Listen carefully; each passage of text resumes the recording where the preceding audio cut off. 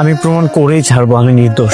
তুমি ওরা চলে যাইতে বলো, আর যত তাড়াতাড়ি সম্ভব আমার ডিভোর্সের ব্যবস্থা করো আব্বা। তোমার কোনো দোষ নাই, সব দোষ আমার। গরিব হইয়া কোটিপতির কাছে মেয়ে বিয়ে দিছিলাম। নিজের হারানো সম্মান উদ্ধার করে তবে আসি। কোনো দরকার নাই, আপনার এই মুখটা না আমি আর দেখতে চাই না। তুমি বেশি বাড়াবাড়ি করবো না কিন্তু, আমি কিন্তু তোমার নামে মামলা করবো। যা মামলা কর, আমিও দেখতে চাই তোর কোন বাপ আছে আমাকে ধরতে। তোরা যে নাটক সাজিয়েছিস না, এটার জন্য তোদের নামে মামলা করা উচিত। কেন, কি করেছি আমরা?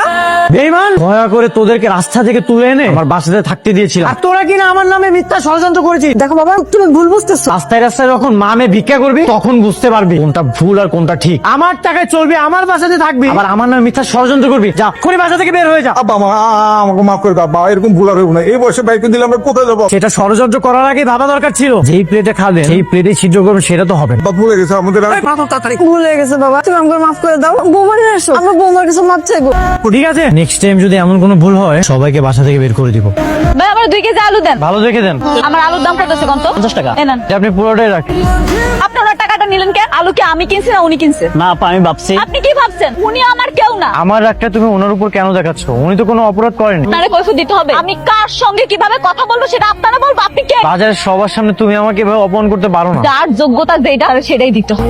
তুমি আমাকে ভুল বুঝতেছো। দেখো, তুমি যে ভিডিওটা দেখেছো সেটা সম্পূর্ণ ওরা সাজিয়েছে। আচ্ছা আমার শোনার দরকার নাই, আমার জানারও দরকার নাই। আপনার সাজানো নাটক আপনি নিজেই দেখেন। তুমি যদি চাও আমি প্রমাণ করতে পারবো। তুমি আমার সাথে ওদের কাছে চলো, দেখো ওরা সবকিছু স্বীকার করবে। কোনো দরকার না, আমি না কারোর সাথে কথা কইতে চাই না। মেঘলা, এভাবে কুকুরের মতো পিছে পিছে ডাকবেন না। এভাবে কুকুরের মতো পিছে পিছে ডাকবেন না। আমি কুকুর? যারা পিছে পিছে ঘুরে হাগো কুকুরই কইতে হয়। মাইয়াটা মেলা কষ্ট পাইতাছে, মুন্ডা ভাইঙ্গা খান খান হয়ে গেছে। কত খুশি হয়েছিলাম তোমার টুকরা ছেলে, তারপর আবার কোটিপতি। আমার মেয়ে অনেক সুখী হইব। নিজের থেকে দেখ কি হয়ে গেল। আচ্ছা আমি কইতেছি, আচ্ছা আমি বলতেছি, আচ্ছা চুপচাপ আমার সাথে চলো, একদম বাড়াবাড়ি করবে না। মেঘলার পা ধরে মাফ চা। কি হলো চাচি, চুপচাপ দাঁড়িয়ে আছো কেন? তুমি যে ভিডিও করেছো সবকিছু যে সাধারণ নাটক ছিল, সবকিছু মেঘলাকে বলো। কি হলো বলো। বৌমা, আমরা ভুল করে ফেলাইছি। সেদিন রাত্রেবেলা অনেকের দুধের গ্লাসে না ঘুমের ওষুধ মিলাই দিচ্ছিলাম। ভাইয়ার কোনো দোষ নেই। মা আর আমি মিলে ভাইয়ার দুধের মধ্যে ঘুমের ওষুধ মিলিয়েছিলাম। ভাইয়া ঘুমিয়ে যাওয়ার পর আমি ভাইয়ের কাছে গিয়েছিলাম আর মা ভিডিও করেছিল। এখনই মেঘলার পা ধরে মাফ চা।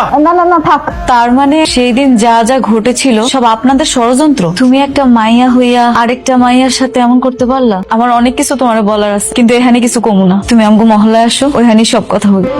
আসলে বাবা, আমরা যে কি লজ্জায় পড়ছি কি কমু আর। আমার কিন্তু একটা বিশ্বাস ছিল যে তুমি এমন অন্যায় কাজ করতে পারো না। আমাদের উপর রাগ করো না বাবা। কি বলছেন এসব? আপনারা বাবা মার সমান, আমি একদমই রাগ করিনি। আমাকে তুমি মাফ করে দাও। আমি তোমার সাথে অনেক বাজে ব্যবহার করছি, অনেক রাগ দেখাইছি, আমি বুঝতে পারি নাই। মেঘলা, তুমি যে নিজের ভুলটা বুঝতে পারছো এটাই তো অনেক। আমার লক্ষ্মী তুমি সারা জীবন আমার পাশে এমনি থাকবা তো? অবশ্যই, আমি সারা জীবন তোমার পাশে এভাবেই থাকবো।